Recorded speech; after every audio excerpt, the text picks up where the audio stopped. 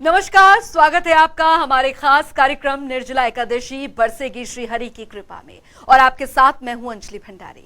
हिंदू धर्म में निर्जला एकादशी तिथि का विशेष महत्व माना जाता है। इस तिथि पर भगवान विष्णु की पूजा विशेष रूप से की जाती है और व्रत भी रखा जाता है, क्योंकि ये व्रत करने से साल की सभी एकादशी करने जितना पुण्य मिलता है। इसे भीमसेनी एकादशी भी कहते हैं, क्योंकि इस एकादशी व्रत को महाबली भीम ने भी किया था। लेकिन इस दिन किन किन विशेष बातों का ध्यान रखना चाहिए और इस दिन का क्या है विशेष महत्व, कैसे इस दिन भगवान विष्णु की पूजा की जाए ताकि आप पर भी बरसे श्री हरि की कृपा, इन सब पर बात करने के लिए आज हमारे साथ स्टूडियो में मौजूद हैं ज्योतिषाचार्य साईं अमित जी। स्वागत है सर आपका। तो चलिए शुरुआत करते हैं अपने खास कार्यक्रम की और जानते हैं कि निर्जला एकादशी के दिन आपको किन किन विशेष बातों का ध्यान रखना चाहिए।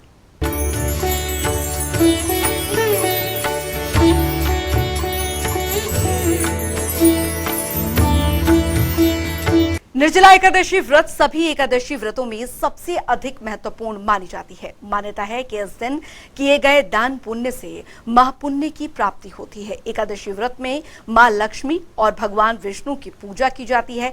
वैसे तो बहुत से लोग साल में पड़ने वाली सभी एकादशी का व्रत रखते हैं, लेकिन ज्येष्ठ महीने के शुक्ल पक्ष में पड़ने वाली एकादशी का फल विशेष पुण्यदायी माना जाता है। धार्मिक मान्यता के अनुसार जो व्यक्ति निर्जला एकादशी का व्रत रखते हैं उन्हें वर्ष भर के एकादशी व्रत का फल मिलता है। इसी पर पेश है ये एक रिपोर्ट। हिंदू धर्म में व्रत या कहीं उपवास का अपना एक महत्व होता है। एकादशी व्रत का हिंदू धर्म में विशेष महत्व माना जाता है। निर्जला एकादशी व्रत हर साल ज्येष्ठ मास के शुक्ल पक्ष की एकादशी तिथि को रखा जाता है। इसे भीमसेनी एकादशी भी कहते हैं, क्योंकि इस एकादशी व्रत को महाबली भीम ने भी किया था। हिंदू धर्म में ज्येष्ठ मास में जल दान की महत्ता का वर्णन किया गया है। मान्यता है कि इस माह में जल के दान से सभी मनोकामना पूर्ण होती है। इस व्रत को जो भी विधि पूर्वक करता है उस पर भगवान विष्णु और माता लक्ष्मी की विशेष कृपा बनी रहती है। इस व्रत को सभी मनोकामनाओं को पूर्ण करने वाला माना गया है। हिंदू धर्म के अनुसार साल में 24 एकादशी होती है, जिसमें से निर्जला एकादशी को सबसे शुभ माना जाता है। और जो भी व्यक्ति इस एकादशी का व्रत करता है इससे उसे बहुत लाभ मिलता है। मान्यता ये भी है कि निर्जला एकादशी व्रत सभी तीर्थों में स्नान करने के समान होता है और निर्जला एकादशी व्रत रखने से इंसान सभी पापों से मुक्ति पा जाता है। इस व्रत के रखने से मनुष्य को स्वर्ग की प्राप्ति होती है और जीवन से सभी दुख कष्ट दूर हो जाते हैं। इस व्रत में गौदान, वस्त्रदान, फल और भोजन दान का काफी महत्व होता है। इस दिन सुबह उठकर स्नान करने के बाद ब्राह्मणों को भोज कराना भी शुभ माना जाता है।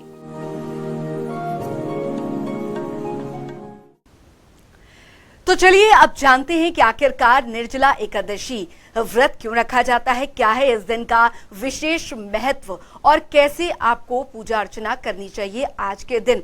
साईं अमित जी, सबसे पहले हमारे दर्शकों को आज के दिन का महत्व बताइए और उसके बाद जानेंगे अन्य बातें आज के विशेष दिन से जुड़ी हुई। देखिए, ये एकादशी बहुत ही महत्वपूर्ण है, जैसा आपने बताया भी है कि एकादशी कितना महत्वपूर्ण है। सबसे पहले समझने की जरूरत है कि एकादशी है क्या, एकादशी क्यों व्रत रखा जाता है या उपवास रखा जाता है। जी देखिए, एकादशी विष्णु भगवान जी के लिए किया जाता है। जैसा आपको पता है कि ब्रह्मा जी ने रचना किया जगत की और उसके बाद ब्रह्मा जी एक तरह से जन्मदाता ब्रह्मा जी हैं, पालनहार जो है वो विष्णु जी हैं और संहारक जो है महेश जी।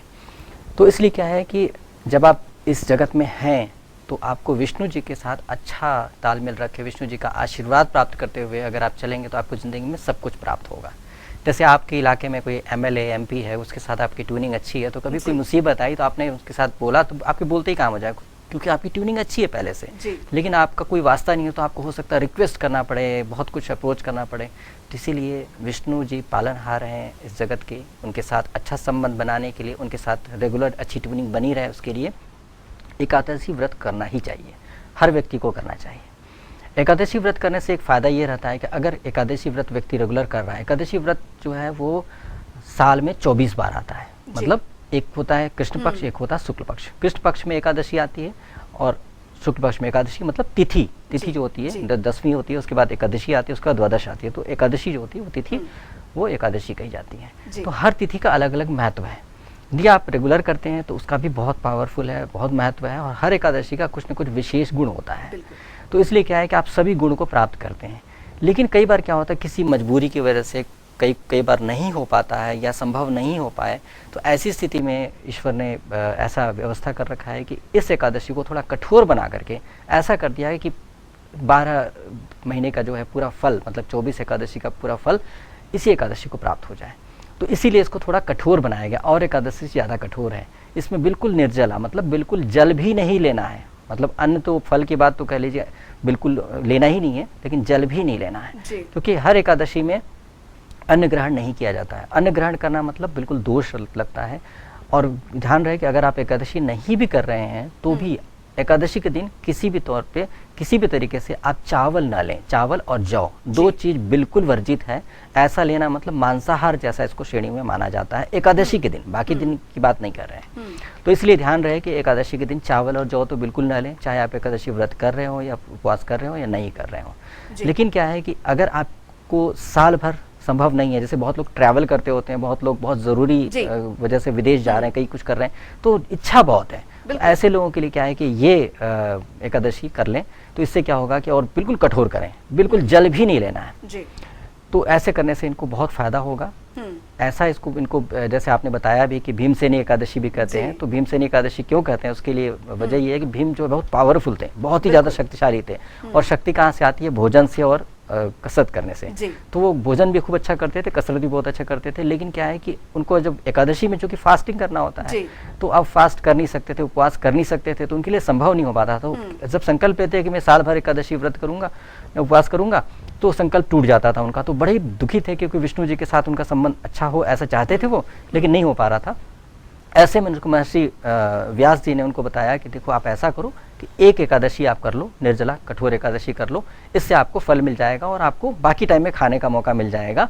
आप भूखे नहीं रहोगे, बस चावल का और जौ का त्याग कर देना और अन्न ले करके फल ले लेना, तो अच्छा रहेगा। तो भीम बहुत खुश हो गए, और उसके बाद उन्होंने, भीम जी ने जब किया तो सफल रहा उनके लिए। तो इसलिए इसको भीमसेनी एकादशी भी कहा जाता है। तो इसलिए जब भीम ने भी किया तो आप भी कर लीजिए, तो अच्छा रहेगा। और करने के लिए जो विधि है वो ये है कि आप सबसे पहले क्या करें, जब तिथि कब लग रही है ये देख लें। देखिए दो मान्यताएं होती हैं। एक तो होता है कि चंद्रमा के कैलकुलेशन के हिसाब से तिथि का निर्णय होता है, क्योंकि जो भी हिंदू धर्म में कैलकुलेशन होते हैं वो बिल्कुल साइंटिफिक हैं और ये एस्ट्रोनॉमिकल कैलकुलेशन के बेस्ड पे होते हैं। ऐसा नहीं कि यूं ही बस मान लिया हो गया, कहानी है। कहानी एस्ट्रोलॉजिकल एस्ट्रोनॉमिकल कैलकुलेशन के हिसाब से उसी बेस पे होता है। तो अब देखें इसमें क्या है, इसमें क्या हो रहा है, जो तिथि हो रही है वो 10 जून को 7:25 से सुबह सुबह एकादशी लग जा रही है। अब ऐसे देखा जाए तो सूर्योदय होने के बाद एकादशी लग रही है, लेकिन मेरे हिसाब से क्या है, कैलकुलेशन जब बन रहा है, जब तिथि आ गया, तो क्या हुआ कि एंगल तो बन ही गया उस तरीके का। तो आप कोशिश करिए कि इसी को पकड़ लीजिए और इसमें यहाँ से फास्टिंग शुरू कर दीजिए। मतलब कोशिश करिए कि सूर्योदय से ही भोजन न करें, थोड़ा समय की बात है, भोजन न करें, नहा धोकर शुद्ध हो जाए। और सबसे अच्छा आपको तरीका बताते हैं, जो बिल्कुल सीक्रेट ये है कि अगर आप ऐसे एकादशी व्रत करेंगे, निर्जला एकादशी, सारे दिन भूख लगेगी, परेशानी होगी और आप तड़पते रह जाएंगे और आपका सफल नहीं हो पाएगा। ये सच्चाई है, आप करके देख लीजिएगा। लेकिन जो दूसरा तरीका आपको बताने वो बहुत आसान है, उसमें सफल भी हो जाएगा। उसके लिए क्या करना है, दाहिने हाथ में जल लें, बाएं हाथ को नीचे रखें। ये ज्येष्ठ मास के शुक्ल पक्ष की एकादशी है। तो आप हाथ में जल लेकर के बोलें कि मैं अपना नाम गोत्र नक्षत्र राशि, आज ज्येष्ठ मास के शुक्ल पक्ष की एकादशी तिथि को, निर्जला एकादशी को मैं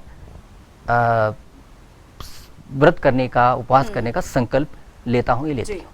कृपा करके हे विष्णु भगवान, कृपा करके मुझे सहयोग करें कि मेरे शरीर में भोजन की आवश्यकता ना हो, जल की आवश्यकता ना हो, और मेरे पेट को, मेरे पाचन क्रिया को स्थिर कर दें, और मुझे भोजन करने की इच्छा भी मेरे मन में उत्पन्न ना हो। मेरा ये व्रत, मेरा ये पूजा, मेरा यह उपवास पूर्ण रूप से सफल हो।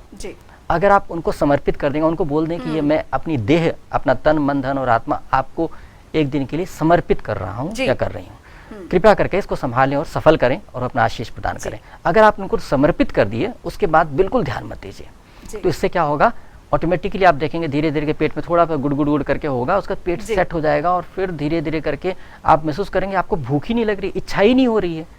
तो आप किसी उसमें बैठ के टीवी पे अगर फूड कुकिंग का देखेंगे, कुछ करेंगे, तो अपने आप को एक तरह से ट्रिगर कर रहे हैं। तो वो ऐसा काम मत कीजिएगा, ध्यान कीजिए कि विष्णु जी के बारे में कुछ पढ़िए, लक्ष्मी जी के बारे में कुछ पढ़िए, क्योंकि लक्ष्मी जी विष्णु जी की पत्नी ही है, तो इसलिए क्या उनका परिवार ही है, तो उनके परिवार के बारे में थोड़ा पढ़ें। तो उससे क्या होगा, विष्णु पुराण पढ़ें, तो इससे क्या होगा, आपका सारा दिन बहुत अच्छे से निकलेगा, आप उस दिन का सदुपयोग कर पाएंगे। इस दिन कोई भी पाठ पुण्य करने से बहुत फायदा होगा जी। यानी कि भगवान विष्णु की पूजा अर्चना करने मात्र से माँ लक्ष्मी की भी कृपा जो है वो आपके घर में बरसेगी और धन धान्य से आपका जो परिवार है वो समृद्ध होगा। साईं अमित जी, दान पुण्य का विशेष महत्व होता है और आज के दिन दान पुण्य का किस तरीके से विशेष महत्व होता है, क्या क्या दान जो है वो करना चाहिए गरीबों को, किन किन बातों का विशेष ध्यान दान करते वक्त रखना चाहिए? देखिए, दान में जो इसमें सबसे अच्छा दान बताया जाता है वो बताया जाता है कि जब आप पारण करते हैं, मतलब जब आपका पूरा हो जाएगा उसके बाद आप पारण करेंगे, तो पारण का समय भी आपको बता देते हैं। पारण करने का जो समय है वो है 11 तारीख को 5:49, मतलब 5:49 AM से लेकर के 8:29 AM के बीच का समय पारण का समय है। मतलब इस समय पर आप ग्रहण कर सकते हैं, जल ग्रहण करना है या फल ग्रहण करना है, कोशिश कीजिए अन्न फिर भी त्याग दीजिए, पारण के समय पर फल वगैरह ग्रहण कीजिए और स्वच्छ फल ग्रहण करें तो ज़्यादा अच्छा रहेगा।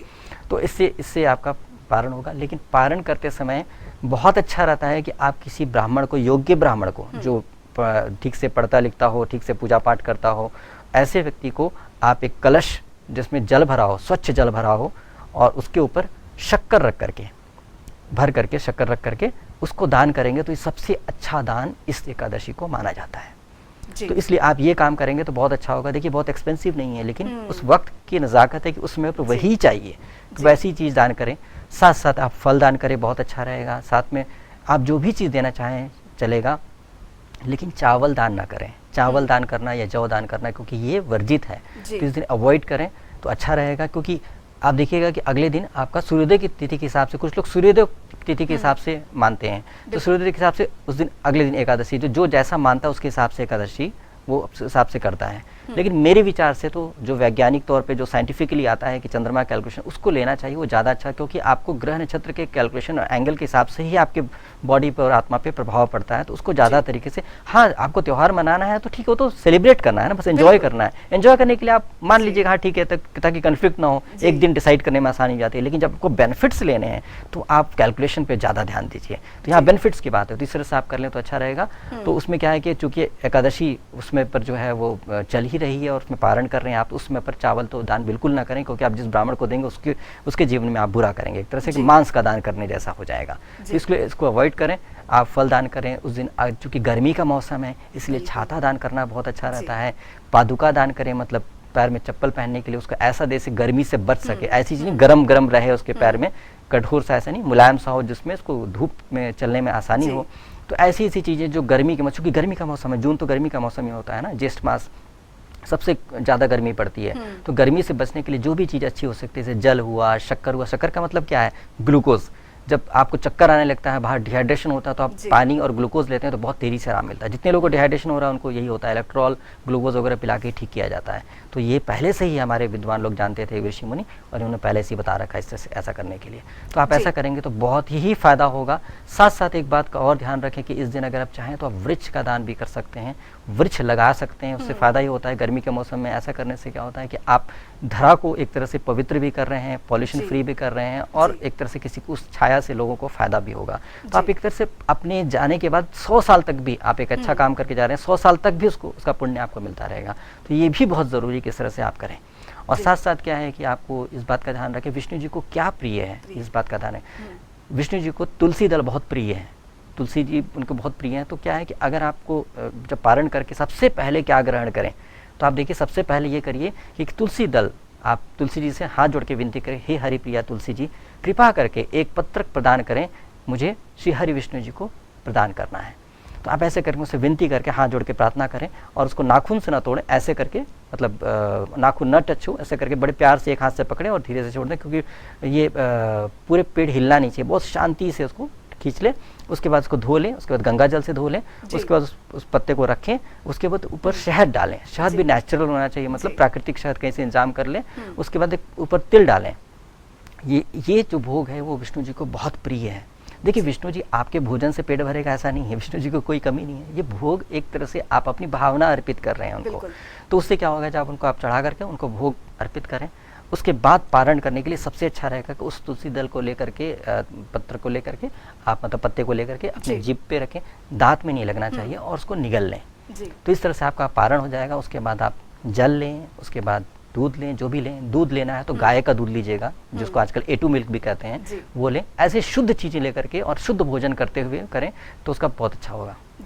सबसे महत्वपूर्ण बात ये है, जो बहुत ही महत्वपूर्ण है, वो ये है कि जो लोग जिनके पितरों के लिए श्राद्ध करते हैं, तो बहुत लोग जैसे डेथ होने के बाद पिंडदान होता है, चिता पे पिंडदान होता है, मासिक पिंडदान होता है, उसके वार्षिक पिंडदान होता है, उसके बाद गया जी करके कंप्लीट करते हैं। पितरों को बहुत सहायता करने का ये 16वां संस्कार होता है। 16 संस्कार, तो लास्ट संस्कार यही होता है, करना चाहिए। और करने के बाद क्या होता है, वो लोगों को लगता है कि अब तो मतलब मना कर दिया गया है श्राद्ध करने के लिए, तो अब कैसे करेंगे, क्योंकि गया जाने के बाद श्राद्ध नहीं किया जाता है। तो बड़ा मन में मलाल रहता है, हर व्यक्ति को बड़ा दुख होता है। लोग गया जाने के बाद कई बार कर देते हैं और दिक्कत हो जाती है, मतलब डिस्टर्ब कर देते हैं पितरों को। तो ऐसी स्थिति में क्या करना चाहिए, ऐसी स्थिति में पितरों के नाम पे एकादशी करना चाहिए, क्योंकि उन विष्णु जी के चरणों में स्थान दिए। गया में क्या है, विष्णु जी, विष्णु पद मंदिर है, मतलब विष्णु के चरण है। तो वहाँ पर आप जब अपने पितरों को छोड़ के आए तो विष्णु जी के पास आप छोड़ के आए। अब क्या करें, विष्णु जी को प्रसन्न करके विष्णु जी से कहें, तो संकल्प लेते समय क्या करें, जल संकल्प लेकर के मैं एकादशी का व्रत, जो आपने एक बार बोल दिया विष्णु जी को ध्यान रखने के, बोले कि मैं जो ये एकादशी का व्रत कर रहा हूँ, ये उपास कर रही हूँ, अपने पितरों के लिए कर रही हूँ। इसका पुण्य, आज की तिथि का पुण्य मेरे पितरों को प्राप्त हो, सभी पितरों को प्राप्त हो जाए, और वो ऊर्ध्व गति की ओर, मतलब ऊपर की ओर अग्रसरित हो, मतलब ऊपर बढ़े, तरक्की करें। तो इसलिए क्या है कि इस तरह से लेकर के और जल को फिंगर टिप से ऐसे करके भूमि पे गिरा दें। तो अब क्या होगा, जब पारण करते समय, जब पारण करेंगे, तो मैंने हे विष्णु भगवान, कृपा करके मुझे सहयोग करें कि ये हमारा पारण पूर्ण हो जाए, अच्छे तरीके से हो पाए। मैंने अपने आपके आशीर्वाद से, आपके सहयोग से मैंने ये पुण्य किया है, कृपा करके इस एकादशी के व्रत का, उपवास का पुण्य मेरे पितरों को प्रदान करें और उन्हें ऊर्ध्व गति की ओर अग्रसरित करके अपने चरणों में स्थान दें। तो क्या होगा, आपने विष्णु जी को बोला, आपके पितरों को प्राप्त हो जाएगा। अब क्या पितर खाली ऐसे नहीं होगा बस ले लिए बैठ गए, ऐसा नहीं है। उस लोक में जाने के बाद, मृत्यु के बाद हर व्यक्ति को समझ में आ जाता है कर्म की क्या वैल्यू है और लेन देन की क्या वैल्यू होती है। जब उनको आपने पुण्य दिया तो आपके पितर भी बहुत आशीर्वाद देंगे। आपको ही कोई व्यक्ति, पड़ोसी कोई गिफ्ट करता है, या आपके घर कोई सब्जी पहुंचाता है, या कोई खाना खिलाता है वक्त पे, तो आप भी उसको वक्त पे खाना खिलाते हैं। कुछ होता है, एक रिलेशन बनता है।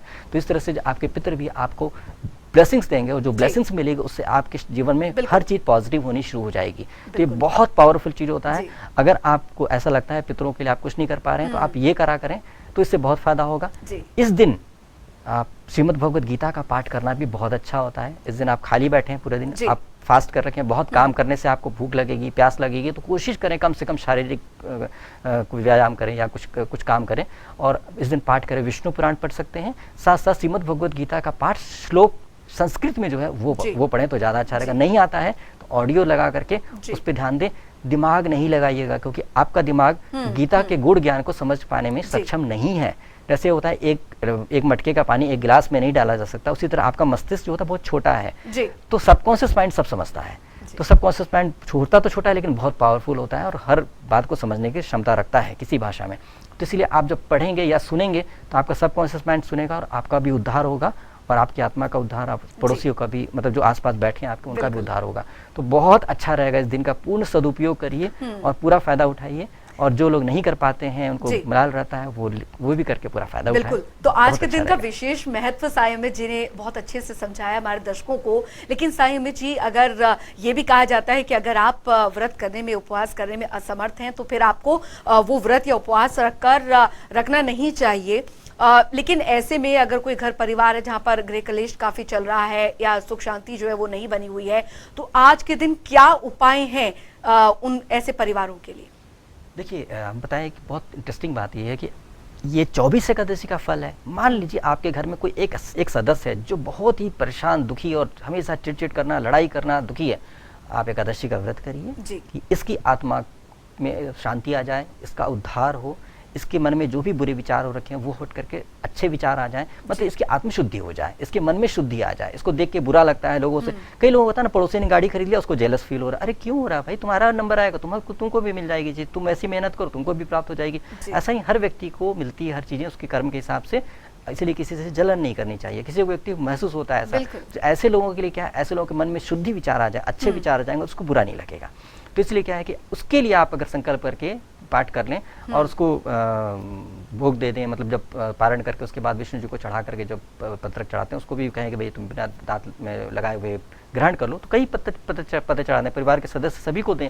आप अपनी अकेले हैं तो अपने लिए करें, नहीं तो 10 लोग हैं तो 10 पत्ते चढ़ाएं, उसमें शहद एक बूंद डालें, उसमें तिल डालें और सबको भोग दें, तो इससे बहुत अच्छा रहेगा। तो उससे क्या होगा कि उसके पाप का शमन होकर के, उसको किसी पाप की वजह से मति मारी गई ना, तो इसलिए क्या है कि उसका शमन होकर के उसका अच्छे विचार आने लगे, उसे लगे मैं क्यों ऐसा करता हूँ, ये करती हूँ, ऐसा तो गलत है, नहीं ऐसा नहीं करना चाहिए, अच्छे विचार आने लगेंगे और परिवर्तन हो जाता है। तो घर में शांति आने लगती है। हमेशा किसी से लड़िए मत। हो सकता है कि उसको किसी ने ज्ञान नहीं दिया हो, एक चोर आपके घर में चोरी करता हो, उसको किसी ने बताया नहीं था कि चोरी नहीं करना चाहिए, उसको बताया गया था कि छीन के खाओ, चोरी करके खाओ तभी खा सकते हो, उसके माँ बाप ने यही सिखाया था। तो आप जब उसको बताते हैं कि भाई कमा के भी खा सकता है, देखिए वहाँ काम कर ले तेरे को पैसे मिल जाएंगे, उसने कहा ऐसा तो कभी पता ही नहीं चला, तो सीख जाएगा अपने आप ही। तो इस तरह से आप परिवर्तन भी कर सकते हैं विचार में, मन में। तो ये एकादशी बहुत अच्छी है इस मामले में, इसका फायदा बहुत इंस्टेंट 24 गुना फायदा उठा सकते हैं इससे आप। जी बिल्कुल सायमी जी, ऐसे में बहुत सारी विशेष महत्व की बातें आपने यहाँ पर बताई हैं, लेकिन निर्जला एकादशी के दिन विशेष क्या कुछ रहने वाला है ये भी बताएं। क्या कोई विशेष संयोग भी आज के दिन बन रहा है? देखिए बड़ा इंटरेस्टिंग है कि इस समय पर सभी ग्रहों में मतलब बहुत पावरफुल है। जैसे बृहस्पति अपने घर में बैठे हैं, शनि अपने घर में बैठे हैं, मतलब सभी ग्रहों की स्थिति, सूर्य बुध भी साथ में है, ऐसे करके स्थिति इतनी अच्छी बनी हुई है कि इस समय पर एक तरह से पावरफुल है। बृहस्पति एक विवेक के स्वामी है, मतलब आप कोई भी डिसीजन लेती हैं तो उसमें वाइज क्या है, तो वाइज होना चाहिए। तो बृहस्पति उसमें विवेकता देते हैं, शनि स्थिरता देते हैं, जो आप कार्य कर रहे हैं उसमें निरंतरता आएगी, मजबूती आएगी। तो शनि हमेशा बुरा नहीं करते, शनि बहुत स्टेबिलिटी देते हैं। अगर आप ध्यान करना चाहते हैं मेडिटेशन, तो अगर शनि भगवान की कृपा न हो तो ध्यान भी नहीं कर पाएंगे। बिल्कुल, शनि महायोगी है। तो इसलिए कि इन सबकी कृपा, सभी देवताओं की कृपा जो है वो आपको अगर प्राप्त हो जाती है तो समझ लीजिए कितना अच्छा। तो उनकी ग्रहों का बल भी बहुत अच्छा है और निर्जला एकादशी है ही तो सोने पे सुहागा है, तो इसलिए इस बार तो मिस करना ही नहीं चाहिए, बिल्कुल नहीं मिस कर। और स्त्री को कभी दुख न दें निर्जला एकादशी में, क्योंकि शुक्र इसमें पीड़ित हैं, राहु के साथ हैं, तो वैसी स्त्रियां चिड़चिड़ी से परेशान सी रहेंगी। तो आप मान के चलिए कि 18 तारीख के बाद वो ठीक हो जाएंगे। तो उनके ऊपर गुस्सा मत कीजिए, क्योंकि जैसे ही समय बदल जाएगा उनका मन विचार ठीक हो जाएगा और ऑटोमेटिकली आपके साथ अच्छा बिहेव करने लगेंगे। तो उसको आप टाल दीजिए और एकादशी करके उनको पुण्य दीजिए, ताकि उनके जीवन में अच्छा हो और वो अच्छी तो आप भी अच्छे, ऐसे जीवन अच्छा हो जाएगा। बिल्कुल। तो निर्जला एकादशी के दिन का विशेष महत्व आज आपने जाना, और साथ ही आपने जाना कि किस तरीके से आप विधि विधान के साथ पूजा अर्चना करके श्री हरि को प्रसन्न कर सकते हैं, और निर्जला एकादशी में आप विशेष वरदान जो है वो प्राप्त कर सकते हैं। साथ ही आपने जाना कि क्या आपको करना चाहिए, क्या नहीं करना चाहिए। तो आप भी इन बातों को फॉलो करिए और निर्जला एकादशी के दिन आपको किस तरीके से भगवान श्री हरि की पूजा अर्चना करनी है, ताकि उनकी जो कृपा है वो आप पर बरसे। ये आपने जाना हमारे इस विशेष कार्यक्रम में। बहुत बहुत शुक्रिया साई अमित जी, आप हमारे स्टूडियो में आए और इतनी सारी जो जानकारियां हैं आज के दिन, आज के विशेष दिन से जुड़ी, वो आपने दी। धन्यवाद। तो चलिए आज के इस खास कार्यक्रम में अभी के लिए फिलहाल इतना ही। आप देखते रहिए जनता टीवी। नमस्कार।